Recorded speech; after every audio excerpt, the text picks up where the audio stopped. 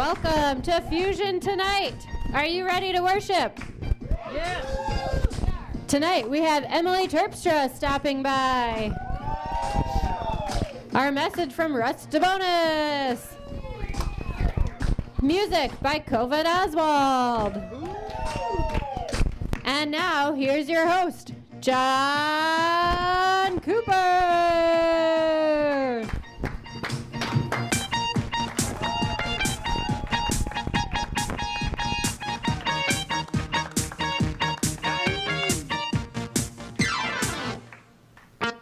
Welcome to Fusion tonight. I'm your host, John Cooper. How are we doing tonight? We have a fantastic service for you tonight. Before we get started, we got to talk about all this crazy stuff going on in the news. I don't know if you saw this, but President Trump, to ease the minds of the public, took a physical and released the results, which showed that he is both physically and mentally well. Yeah. Turns out the only unhealthy thing about him is his Twitter account.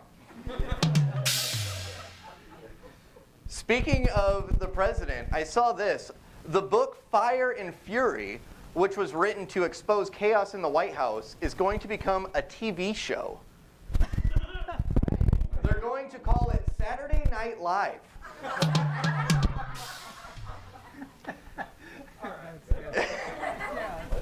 I'm doing all right tonight. And finally, in one of the more bizarre stories, the Planner Peanuts Nutmobile slid off the road near Dickeyville, Wisconsin. And the whole time it was sliding off the road, the driver was singing, "Oh, I wish I was an Oscar Mayer wiener." Yeah. Very highbrow here at Fusion. We have a fantastic service for you tonight. Please give it up on the piano for Mr. COVID Oswald.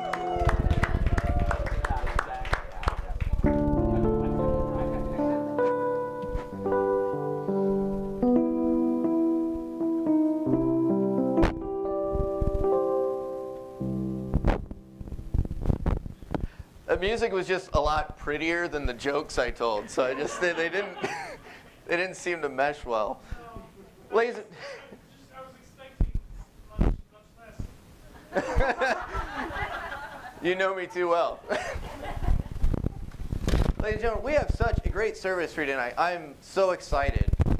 Sitting down as a guest, it's my first time meeting her. Stopping on the show tonight, Emily Terpstra will be on the show tonight. And giving us a wonderful message on the free clinic that she helped create and coordinate. Russ DeBonis is your speaker tonight. Super excited. But before we get started, we have to do what we here at Fusion call our open mic time. Now, if you're more familiar with the traditional style of worship, it looks a lot like Joys and Concerns. So this is your chance to share whatever's on your heart, your mind. It doesn't have to be anything severe. You could just have a joy. You could have pots you're trying to sell on eBay that won't sell. Whatever you need to bring up to this group, this is your chance. So without further ado, this is your open mic. Does anyone have anything they'd like to share? So with that, let us go ahead and be in an attitude of prayer.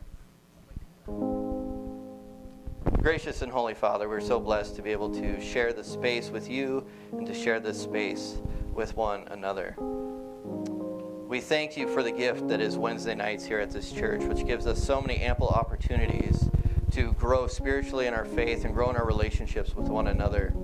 Whether it's the kids having a great time in class, whether it's sharing a great meal, whether it's women, moms and not moms, being able to grow in their studies and grow in their faith through their discussions and through their learning of different studies on how they can be better Christians, whether it's men's group and all of the other wonderful opportunities we offer on a Wednesday night. We're so thankful for the chance to not just serve, but be fed spiritually and be fed food as well. So we thank you for these Wednesday nights and these opportunities that we have together.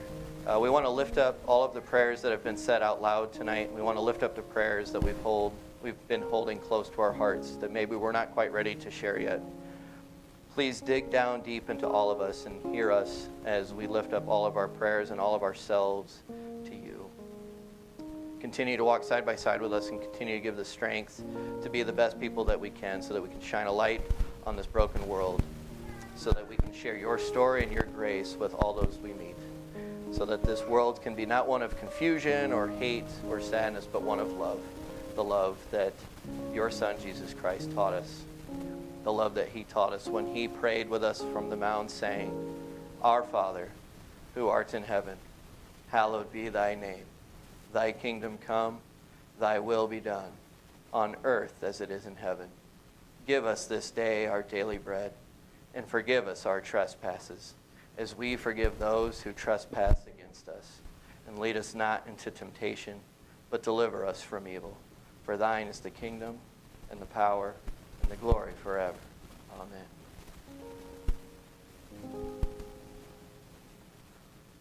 All right, ladies and gentlemen, it's time to get hyped. It's her first time as a guest on the show, and it's the first time I really get to have a conversation with her, and I'm super excited about it. Please put your hands together for Emily Terpstra.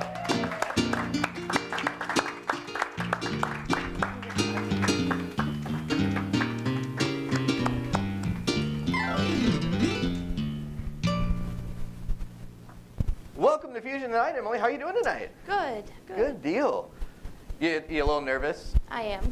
I don't like, yeah. That's all right. These guys are harmless, for the most part. So we brought you on because we're doing a series where we want to talk to people that are kind of working behind the scenes in our church that maybe don't get as much of a spotlight as they deserve. And I was wondering if you could just talk to us a little bit about some of the things that you're doing for the church and some of what your roles and responsibilities are. I'm the assistant custodian. Can you hear me? Okay. I make sure that the place looks nice and tidy. I'm in charge of the tree walk, the Christmas tree, and Just kind of dabble in a little bit everything. yeah. Because, and talking with you a little bit earlier, because you also help with the setup and takedown of Yep. like funerals and weddings too, correct? Making sure that our services are ready and prepared, which is no small task. Right. Some weeks are busier than others. And now, so you're doing all of these things, and you know, I obviously never met you, so it's obvious that we haven't lifted you up near enough. Why do you think it's so important to have volunteers in the church, specifically in those roles of helping clean and set up our worship services? There would be, nothing would get done.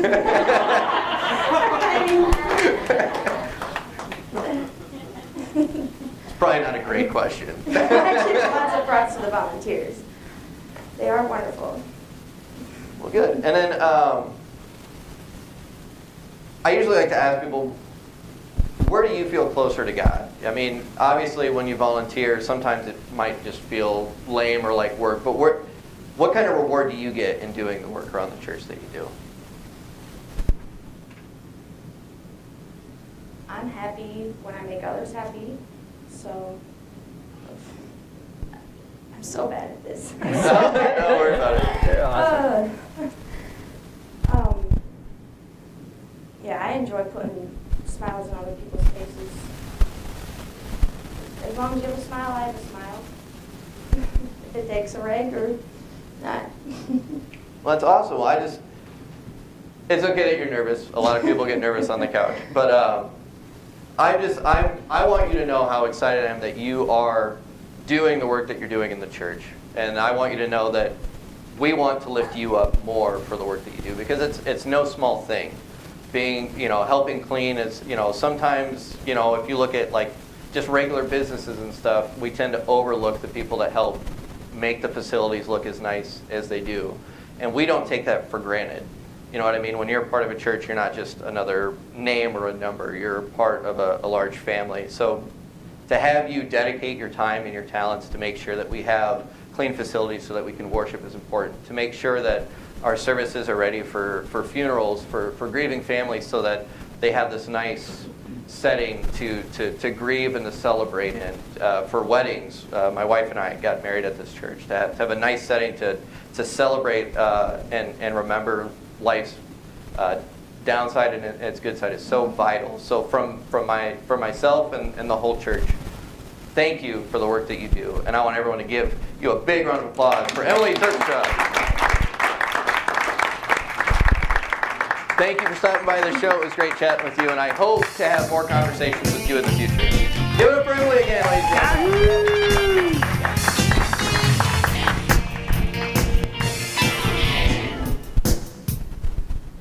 Sorry, there was a... Oh, it's all right. Ladies and gentlemen, we have more of a great service. When we come back, Russ DeBonis will be speaking right after the break.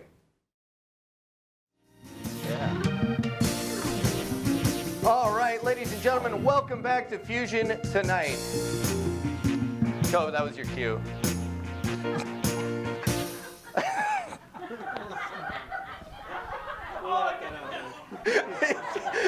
You gotta stop when I do that.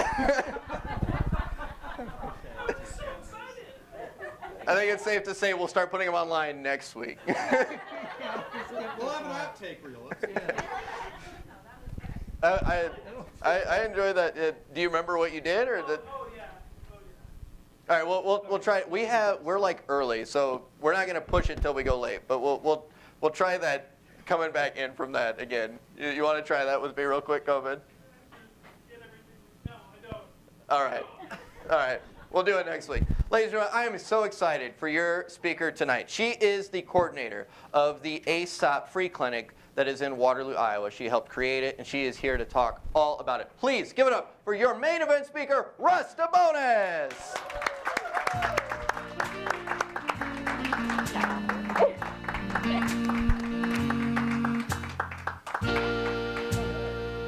Let's see if I can work the mic. All right. Russ, thank you for being on the show. How are you doing tonight? Well, good. Good. Feel a little like Madonna, maybe. I don't know. You look a little like Madonna. Got the big hair, you're blonde. She's ready. She's ready to go. It's been forever since I've seen you, and by forever I mean 4 days. Yes, We just had exactly, School for Lay Ministry this exactly, last weekend. yeah. But I'm so excited that you're on the show to talk about this clinic. So we'll just jump right into it, because Okay, I know you have okay. a lot. I know you have a lot of notes and you have a lot of stuff you want to talk about. This clinic started October 1st Mm-hmm. of 2008. So you've been going for 10 years now, almost. Yeah. Can you just 10 years is awesome. Can you tell us, how did this free clinic get started? Well, it seems, John, that it was a series of coincidences, if you will.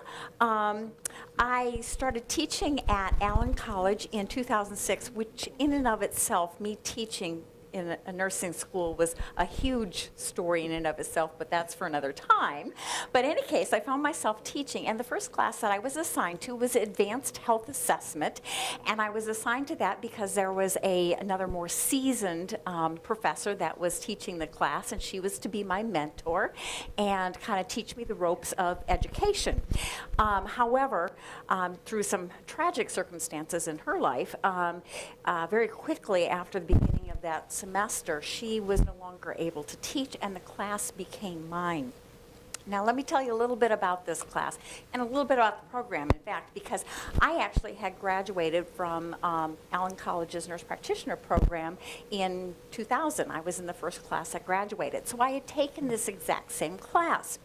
However, when I took this class, it had 75 hours of clinical associated with the advanced health assessment class, and that was so that these advanced skills that we were learning how to do, we could practice on real patients in a real life situation. However, by the time I came back to teach, there was no longer any clinical associated with the class.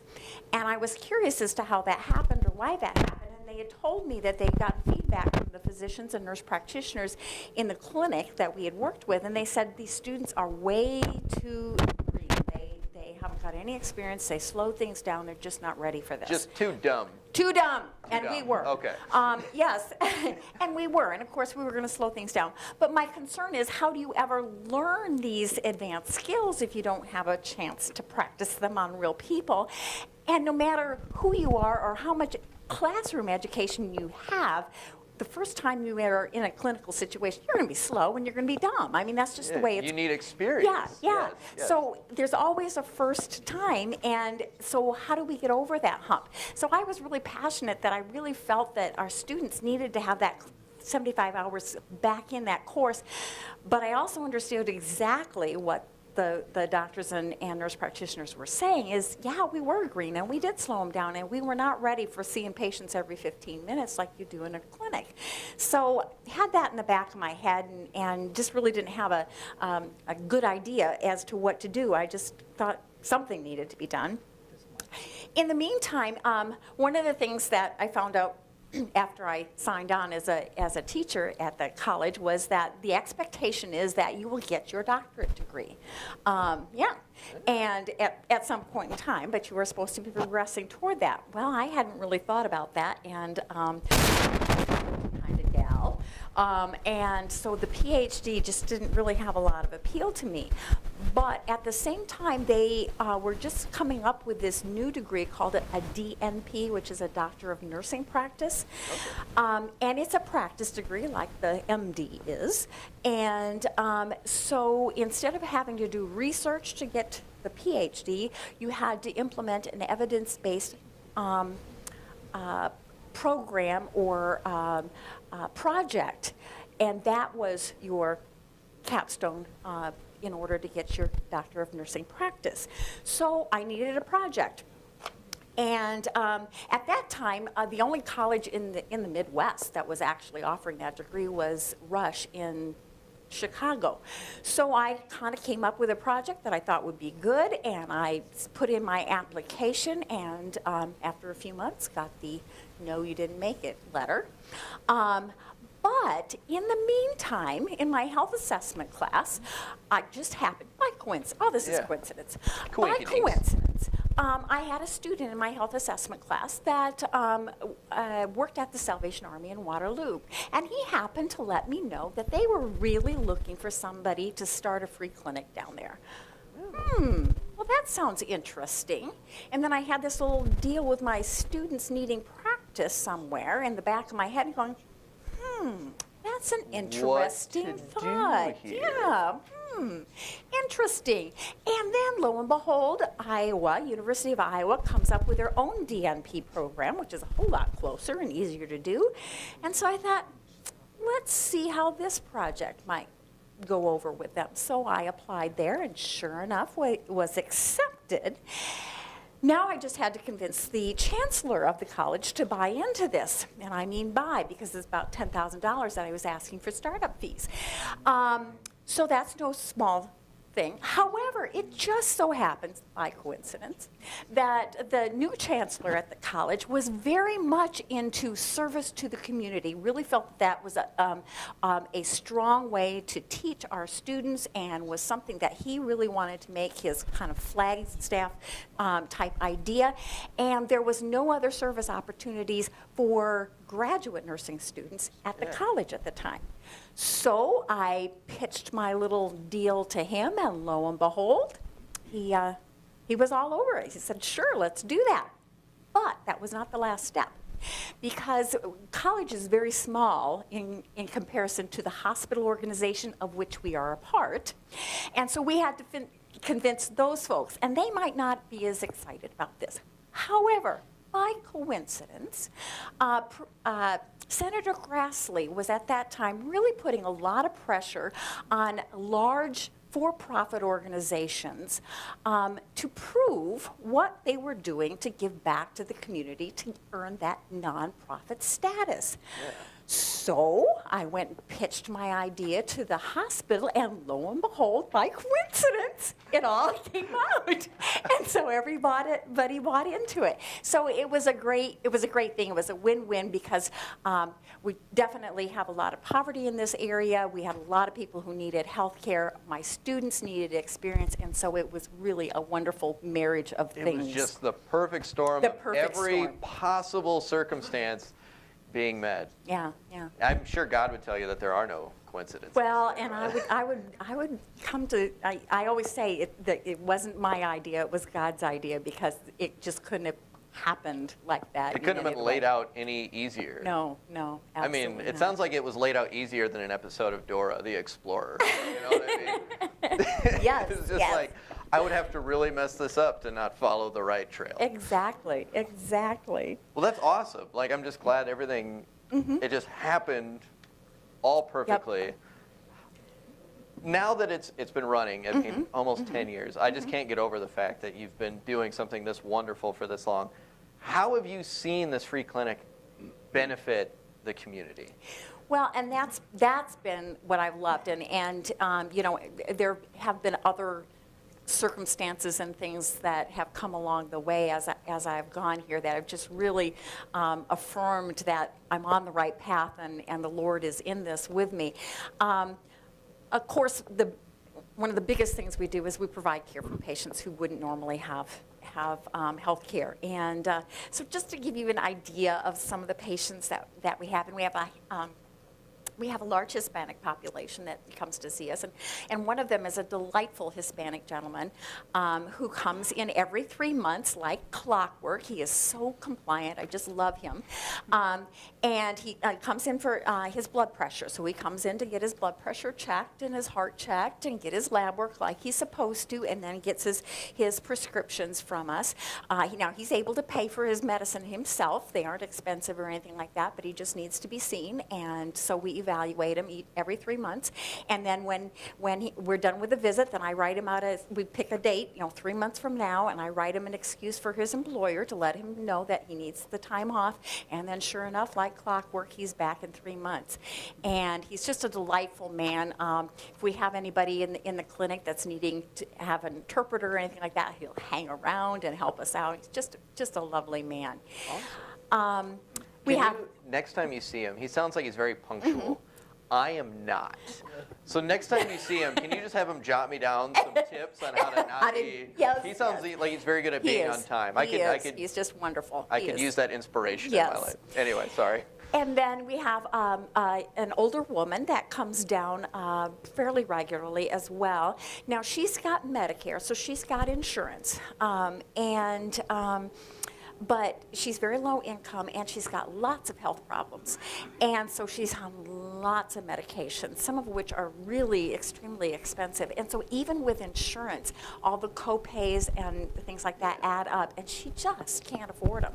And so she comes down to the clinic to get help with her medications. We're very fortunate because we get funding from United Way Community Foundation and things like that help support this. And so we're able to give her medication vouchers to help her pay for her medications. Otherwise, she just wouldn't be able to afford to do that. And she's always so very grateful. She's written a beautiful letter to us, but anytime she can bring anything back to that she thinks that we might be able to use for another patient, she does that. I mean, she's just a sweetheart. Another patient that we had recently was a young man who recently moved to this area here. He had been living down south, and years ago it had bouts of depression and anxiety and had been on medication for it, but had been off for quite some time, moved back to this area, and then suddenly had a reoccurrence of his depression, and it was a severe episode, and in fact he lost his job because of that. So he didn't have any insurance, not any money, and so he had to pay privately to go see his family physician in order to be evaluated for this, but he needed to do something. It was a pretty severe episode. And the physician wrote him a prescription for a medication, but he just didn't have the money for it. Fortunately, this provider said, hey, why don't you try the free clinic, because sometimes they can help out. So he came down to us, And we were able to help him pay for his medication. But the other thing is that the doctor had wanted him to do some lab work as well, but again, he couldn't afford it, so he hadn't Right. done that. And so we said, well, we can help you out with that as well. And so we got the lab work, found out he had a thyroid disorder as well, and that was Oh. part of the situation. So- And yeah, so we were able to get that figured out, get him on his medication. He's continuing to follow up with us until hopefully he's working now, but it's a temporary job. But hopefully sometime he'll get some insurance again and be able to get on his own 2 feet. But at least we've been able to Right. patch him through until then. So that just gives you an idea of some of the patients we see. Some of them have insurance and some of them don't. It's just sometimes things happen and you just need a little help to get through. Well, yeah, and it's so important because a common thread in all these stories of Mm-hmm. patients is without this clinic and without people like you giving your time and efforts to quote the least of these, Mm-hmm. you know, it's a phrase Christians are very familiar with, they wouldn't be getting this care at all. Yeah. You know, especially the last story, you know, you think about, you know, some of the mental health crises in our state now, and the fact that they're not getting the resources. So to know that there's a free clinic that can at least help them in any way that you guys can, and to help diagnose a problem that was triggering some of these other issues, to help them get back on their feet is so huge. Yeah. Um, Another thing, though, obviously we help patients, and that's a lot of our focus. But the thing that kind of blesses my heart the most is what the free clinic does for my students, what it's done for me, in fact. And that is it has really opened our eyes and taught us how to care for people in poverty. I thought I knew a lot about that when I started the free clinic. I have learned a ton over these last 10 years. They have taught me more than I could ever teach them.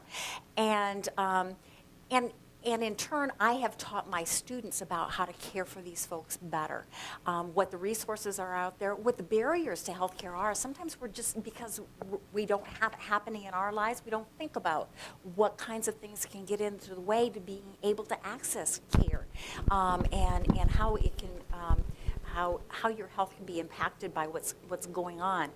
And so I, in turn, have been teaching my students about that as well, and then they get their experience, their real life experience with these folks, and that just solidifies, and they're able to see better how poverty and lack of health go hand in hand. In fact, poverty is the greatest predictor of poor health outcomes that there is. And so it is time that we really get people so they can provide good care. And so that's the thing that really I really love to see. I give a survey to my students before they go down to the clinic and afterwards, and every semester have significant improvement in their understanding of of the impact of poverty on health care, on the barriers that they have, and on the community resources that can help them deal with their poverty as well. So that really blesses me. And that has led me to kind of the next phase that the Lord has kind of been laying out to me here. Because it occurred to me that with my students, because these are all seasoned nurses, they're getting their master's degree, so they're all nurses working in the hospital and in the community. And so if they and I did not have a good idea of how to take care of people in poverty and what the issues were, then it seems to me that maybe there are other people providing care to folks in poverty that have the same lack of knowledge and lack of understanding of that.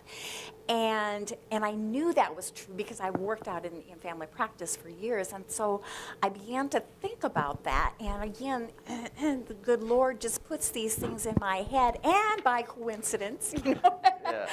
I, out of the blue, proposed to the head of the clinics at Unity Point. I just sent this proposal unrequested, unsolicited, out of the blue, to begin implementing a poverty initiative to start teaching our healthcare providers about folks in poverty and how to provide better care.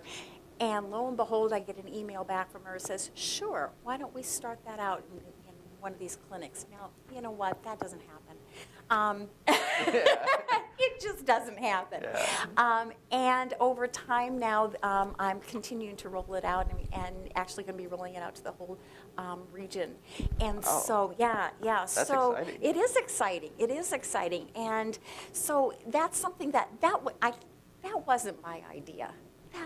That wasn't my idea. It was the Lord's idea, and He is using me. And I kind of feel like Esther, because through a lot of circumstances and happenings, fortune, she found herself kind of the favored wife of the king. And I don't know if I'm the favored wife of the king, but He's nodding his head like, yeah. Yeah, you are. But she found herself in a situation, and Mordecai reminded her that it was for such a time as this. And I really feel that this twisted road, these circumstances, these coincidences have all laid themselves out in such perfect line that it's for such a time as this. Yeah. So. I'm just so excited that you're doing this, because like I said, we talk so much about taking care of the least of these and healing the sick and taking care of the poor. And God has just laid out this perfect journey for you to be able to carry out that work. And I'm so blessed that you're a part of this church, because by sharing your story with us and by doing School for Lay Ministry and taking turns preaching, you can share your experiences and your words of hope to encourage and inspire the rest of us in whatever ways, big or small, to help be part of that ultimate journey to take care of everyone we meet. So thank you so much for sharing you. and doing that. Give it up for Russ DeBonis, ladies and gentlemen.